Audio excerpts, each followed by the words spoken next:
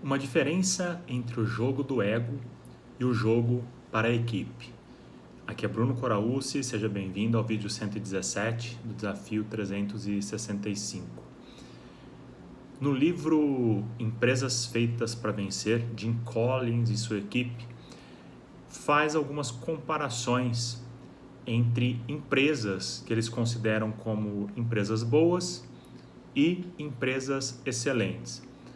Basicamente, o que ele levou em consideração para diferenciar essas empresas entre boas e excelentes é que essas empresas, durante a sua história, elas devem ter lá um histórico, né, uma determinada quantidade de anos de existência, e dentro desse período elas devem mostrar um ponto marcante de evolução da empresa.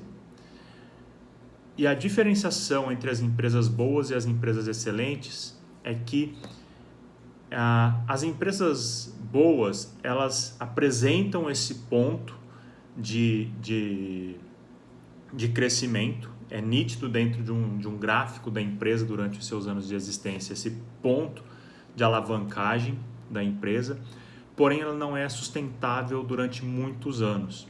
Já no que eles consideram empresa de excelência, após essa alavancagem da empresa, essa alavancagem é sustentada durante vários anos.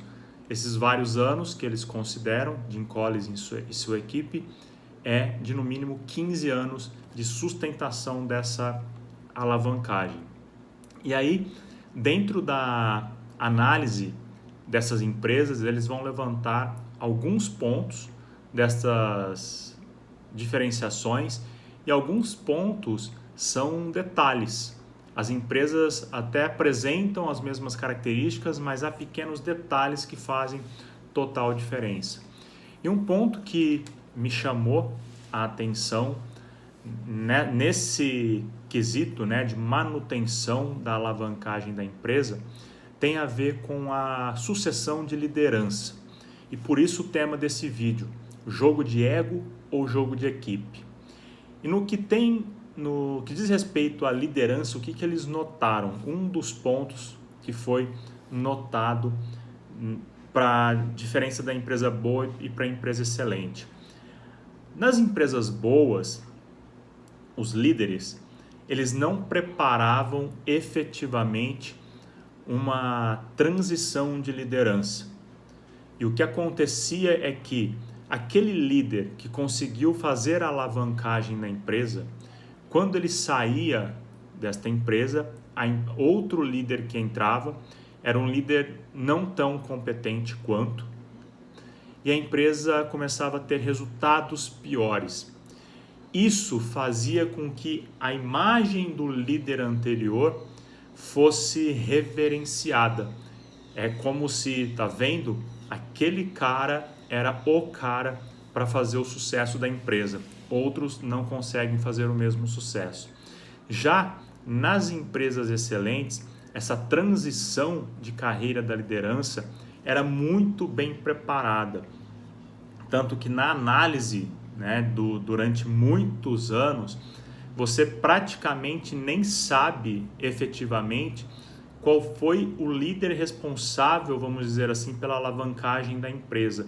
Porque depois que a empresa sofre essa alavancagem, as sucessões de liderança são tão bem feitas que a empresa se mantém numa crescente, ou pelo menos ela se mantém, ela não perde. Então você não tem uma clara noção da transição de liderança. É como se fosse uma liderança única. Isso é muito interessante, né, da gente verificar.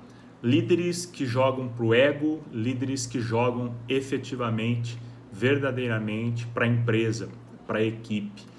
E dentre outros pontos que eles vão trazer nessa questão, é também a preparação da equipe por essa liderança.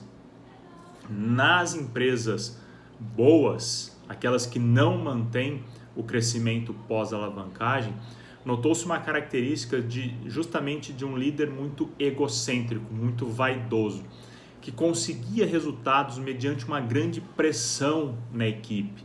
É aquele líder que as pessoas acabam odiando trabalhar com ele. Ele entrega resultado, mas a equipe não gosta daquele líder. E acontece que quando aquele líder ele sai e não há uma boa transição, a equipe ela não consegue manter rendimento, até porque não é claro o que cada um precisa fazer. Quando esse líder sai da sua posição, a equipe se vê perdida. Já na liderança das empresas excelentes, há uma preocupação muito grande com isso.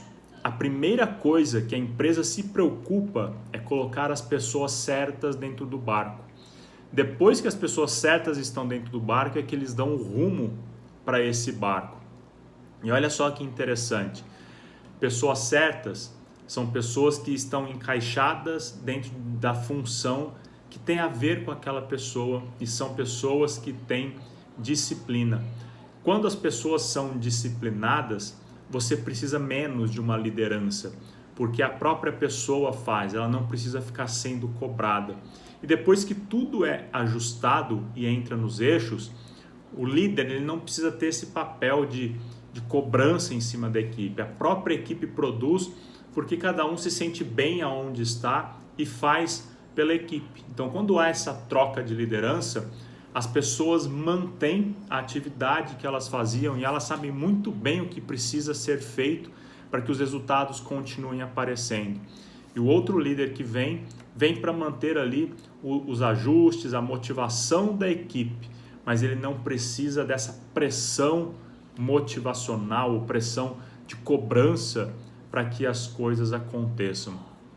E nós podemos olhar isso para a nossa vida, né?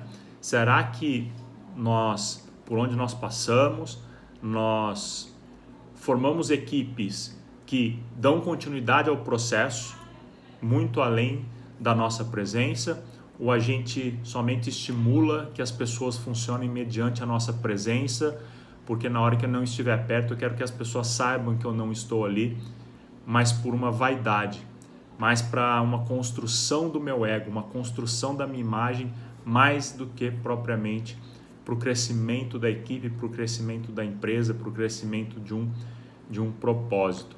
Eu achei muito interessante essa análise e essa comparação, justamente mostrando que, apesar dos líderes egocêntricos entregarem resultados, eles entregam resultados de curto prazo.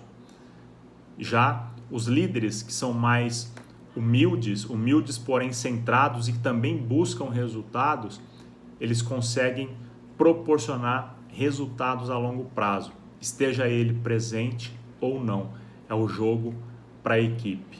Se você também achou interessante, deixa seu like aqui, compartilha com um amigo. Obrigado por você acompanhar esse vídeo, eu te vejo no próximo. Um forte abraço.